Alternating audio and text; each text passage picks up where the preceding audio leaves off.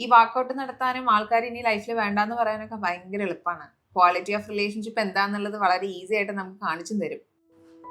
തമ്മില് അഭിപ്രായ വ്യത്യാസം വരുന്ന സമയത്ത് അതിന് എഗെയിൻസ്റ്റ് ആയിട്ട് ഒരു വാക്കൗട്ട് നടത്തി ഇനി മേലാൽ ഞാനും നീയും തമ്മിൽ യാതൊരു ബന്ധമില്ല എന്ന് പറയുന്നതാണോ, അതോ മറ്റുള്ള ആളുടെ സൈഡും കൂടെ കേട്ട് അതിനൊരു അമിക്കബിൾ ആയിട്ടുള്ള സൊല്യൂഷൻ കണ്ടുപിടിക്കുന്നതാണോ? ഏതാ മെച്യൂരിറ്റി?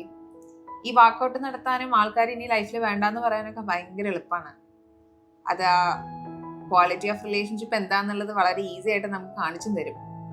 പക്ഷെ അങ്ങനെയല്ലല്ലോ. നമുക്ക് ലോങ് ടേം ആയിട്ടുള്ള ഫ്രണ്ട്സ് ആണ് വേണ്ടത്, അല്ലെങ്കിൽ ലോങ് ടേം ആയിട്ടുള്ള റിലേഷൻഷിപ്പ് ആണ് വേണ്ടതെന്ന് പറഞ്ഞു കഴിഞ്ഞാൽ അവിടെ അഡ്ജസ്റ്റ്മെന്റ് എന്നുള്ളതല്ല വാക്ക്, അണ്ടർസ്റ്റാൻഡിങ് എന്നുള്ളതാണ്. ഈ അണ്ടർസ്റ്റാൻഡിങ് അപ്പുറത്താളെ കേട്ടാൽ മാത്രമേ വരുള്ളൂ.